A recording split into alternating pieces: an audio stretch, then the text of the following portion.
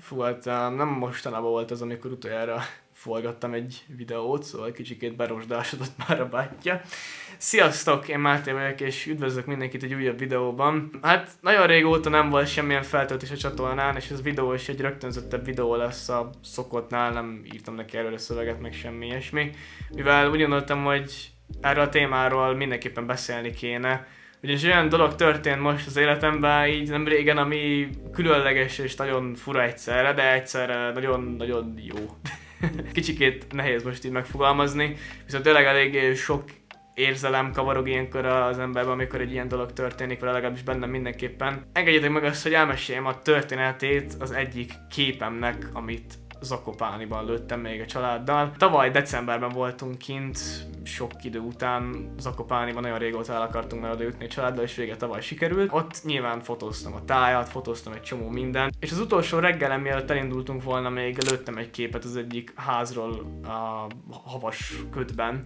És nagyon megtetszett az a kép nekem, így több minden miatt is. Én nagyon szeretem ezeket a kis aranyos téli házigókat, meg a táj is valahogy annyira elvarázsolt ezzel a reggeli beszűrődő fénnyel. Egyik kedvenc képem lett így azok közül, amiket ott lőttem. De a sztori még itt nem áll meg, mivel ebben az évben júliusban egy nagyon népszerű kanadai fotós youtuber, Peter McKinnon feltöltött egy videót egy photoshopos kihívásról. Aki nincsen képben annyira, van a Photoshopban egy új ilyen AI-os eszköz, amivel lehet nagyjából bármit legenerálni. Ki kell csak jelölni képen egy részt, beírsz konkrétan bármit, és az AI legenerálja neked úgy, hogy egészen illetően tud azért kinézni a végén. És az volt a kihívásnak a lényege, hogy fel kell töltened az eredeti képedet, és fel kell töltened a megszerkesztett képet. A vágója kiválogatta a képeket egy videóba, kerültünk be 10 páran, azt hiszem, és ugye ki kellett találnia a Peter McKinnonnak az, hogy mi az, ami eredeti a képen, és mi az, ami nem. Ez egy tök fun videó ötlet egyébként, nagyon tetszett a videó is, amit csináltak róla. Ezt a téli képemet én megszerkesztettem erre a kihívásra, úgyis ki akartam próbálni ezt a Photoshopos AI eszközt, akkor úgy voltam, hogy ez egy jó alibi rá, fel is installáltam a Photoshop bétát, és csináltam egy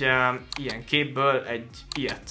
Szóval ez már, hogy önmagában is felérne egyébként egy videó témával. Nagyon büszke voltam vele, nagyon tetszett nekem, ahogy kinézett, és úgy gondoltam, hogy akkor jó, megpályázom ezt a kis versenyt. És hát pár hétre rá, pont amikor az egyik barátommal mentünk a Barbie-t megnézni a moziba, kaptam az üzit, hogy úristen, lehet, hogy benne vagyok a videóban, nézzem meg, mondom, jó, megnézem. És basszus, benne voltam a videóban, ami baromira meglepett, ugyanis többször volt már, hogy feltöltögettem így képeket ilyen fotós kihívásokra, és sose volt még olyan, hogy beválogattak volna. Régen azért akkora vágyam volt valamiért, hogy basszus, mekkora dolog lehet az, hogyha egy népszerű youtubernek a videójába így névszerűen bekerülsz, hogy basszus, ott a képed. És így tök érdekes, hogy ez így megtörtént. Amit akkor is nehezen fogtam fel, hogy úristen, benne vagyok. Tehát azért, tehát bekerültem egy nagyon népszerű, nem tudom, 6 millió feliratkozója van az öcskösnek abba a videóba, és akkor még nem is tudtam mást egyébként a dologról. Aztán miután hazaértünk a Barbie film megnézése után, néztem meg a teljes videót egybe, és akkor elszállított egy olyat a Pali a videó végén, hogy mindenki, aki benne volt a videóban, az kap egy ingyen Peter McKinnon-os táskát. Én meg így hogy micsodát kapunk? Ugyanis nem sokat tudtam erről a táskáról, de azt tudtam, hogy ez nem egy olcsó táska, basszus. És emlékszem, hogy itthon ültem este, nem tudom, 11-kor az ágyamba, és így mondom,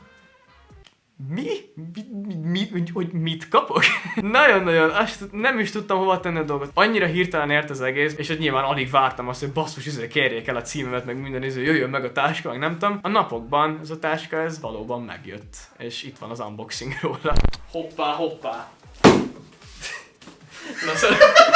Látjátok, hogy van itt egy ilyen doboz nálam. Nem is más, mint egy Peter McKinnon-os táska, ami azért nagyon érdekes, mert én ezért egy fillert se fizettem, leszámítva a magyar vámkezelést. Ilyet én az életben nem vásároltam volna amúgy, mármint hogy nyilván egy nagyon jó fotós táska, de van egy ára. Én azt mondom, hogy nézzünk is bele. És egyébként ott a háttérben Tomi, az operatőr. Üdvözöljük őt. Akkor vágjunk bele, én azt mondom. Forra vérem, hogy megtudjam, hogy milyen ez aztán valójában. Na jó van. Hoppá. Na, első dolog, amit látunk. Adó és vámhivatal. Nem, ez egy számla. Itt a táska. Úristen. Hogy más nincs így van. Na. itt a téma, annyi szar kijött belőle, hogy ez egészen elképesztő. Nagyon pepecül néz ki így első ránézésre egyébként. Nyissuk is ki az öcsköst. Anyád, de fura ez az anyag, azt a mindenit. Hűje. Tatyó. Nagyon-nagyon letisztult, jó ég. Nomatic kamera backpack egyébként. Nézzünk bele, hogy mi a helyzet. Nagyon különleges az anyag amúgy tényleg. Elvileg van hátulról kinyitós téma benne, van egy ilyen jók a cipzárok, tehát ezt már most megmondom. Életemben nem gondoltam volna, hogy valamilyen drága táskám lesz egyszer, mert hát nem szoktam általában azért ennyit költeni ilyen cuccokra, ez ilyen... ez ilyen mágneses tartós sztori. Van rajta 2 darab kulastartó. Meglepően könnyű hogy a táskám. Hiszem ez a cipzár az, ami nyitja itt a fő témát. Na! Wow! The Inside. 2 kis ilyen zsebes sztori, és van hozzá 2 darab ilyen kis kivehetős kameratároló kis bigyónk. Ez tök király, ebből van 2, amik egyébként plusz dolgokként megvásároltak ebbe a táskába, és ilyen nagy tér lesz itt belőle, ami tök jó. Van egy ilyen kihúzhatós kis cucc még benne, amivel elvileg ezt a felső ilyen gyorsan kinyithatós dolgot, ezt így lehet megnövelni. Mágnessel nyitódik oda és csukódik, tehát ez tök jó. Ha ezt a nagy zsebet kinyitjuk, akkor ugye a felső kis pici zsebbe is be tudunk nézni egyből, anélkül ki kell nyitni az egész táskát. Szóval ez nagyon, nagyon helyén van az öcskös. Nagyon szépen köszönöm a Peter McKinnonnak, ezt elküldte. Ez milyen faszomból van? Nem tudom. Olyan, mintha ilyen protektor lenne. Ja. Az mennyire case-proof? Az rendben van. Nagyon jó. Nem is Milyen faszomból szerintem? Pazzajt egy táskát nem mutatni.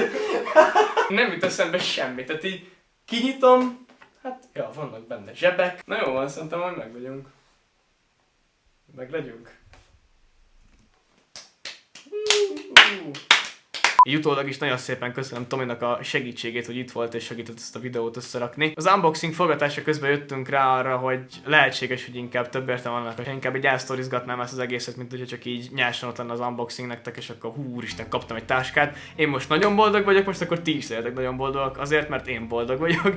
Nyilván lehet ezt így is csinálni, de úgy éreztem, hogy korrektebb az, hogyha inkább nem ez lenne az üzenete a videónak, hanem az, hogy basszus, ez egyetlen egy darab kép volt, és egy kicsi photoshopolás, és lett belőle egy fizikai k***va jó fotós táska. És nyilván hazudnék, hogyha azt mondanám, hogy ez nem kell egy icike-picike szerencse. De úgy érzem, hogy ez egy nagyon jó, hát ha más nem, tárgyi reprezentációja annak basszus, hogy az a sok évnyi fotózás, az a sok évnyi videózás, amit csináltam, az így felépült valamire, ami aztán egy ilyet eredményezett. És ez még mindig annyira hihetetlen nekem, hogy basszus, ez itt tényleg megtörtént. Nem is feltétlen csak ez, hanem az, hogy én 6 évvel ezelőtt még a kis telefonommal videóztam a olcsó budget ultrawide monitort, amit vettem abban az időben. Készítettem róla a YouTube videót, amit aztán ti meg megnéztetek, kommenteltetek alá, belájkoltatok, jó, most nyilván nem mindenki nevébe beszélek, de forgatták az emberek ezt a csatornát, és egyre több videót készítettem, és beleszerettem ebbe az egész dologba, amit most is csinálok. Fotózás, videózás. Még akkor is, hogyha nem láttok YouTube-on túl gyakran mostanában, mivel én úgy éreztem utóbbi időben, hogy nem az én szívem csücske most egyelőre a YouTube olyan állapotban, mint van, meg a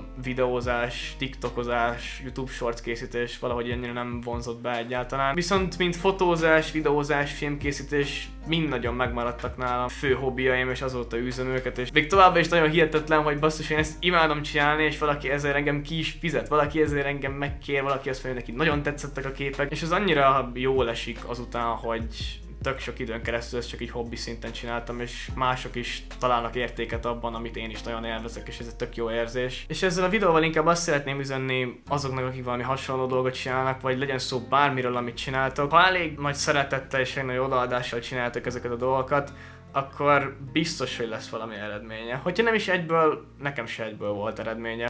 6-7 éve csinálom azt az egészet, ami még annyira nem is számít soknak egyébként, szóval még én is baromi szerencsés voltam, nem azt mondom. De hogy egyszer mindennek be kell, hogy érjen a gyümölcse, és én se hittem ebbe egyébként egészen így mostanáig, hogy basszus, ezt tényleg így meg lehet csinálni, mert annyira lehetetlennek tűnik az elején az egész, hogy a fotózás például idáig vezethet. És még ennél is sokkal tovább. Mint például a Peter McKinnon is egy jó példa arra, hogy hol vezetheti az embert a fotózás. Tökre örülök neki, hogy léteznek ilyen emberek, mint ő, akik inspirálnak engem, és sok mindenki más, hogy csinálják, amit szeretnének csinálni. Ne hagyják azt, hogy befolyásolják mások, és elmondják nekik azt, hogy mit kéne csináljanak, amit valójában nem szeretnek csinálni. Szóval ennyi is lett volna ez a videó. Tényleg el is tudom mondani, hogy mennyire boldog vagyok most, és mennyire örülök neki, hogy most ilyen helyzetbe látok, amilyenben vagyok. A csatorna jövőjéről is szeretnék egy kicsit beszélni a videó végén, mivel nem ígérek előre semmit. Van egy-kettő ötletem egyébként. Szóval lehetséges, hogy látni fogtok egyébként még videókat a csatornán, mivel most van egy-kettő egészen bomba ötletem. Én viszont ennyi lettem volna mára. A jövőben még biztosan fogunk találkozni. Hogy mikor? Fogalmam sincs, de legyen egy csodaszép napja mindenkinek. Csináltak, amit szerettek csinálni. Sziasztok!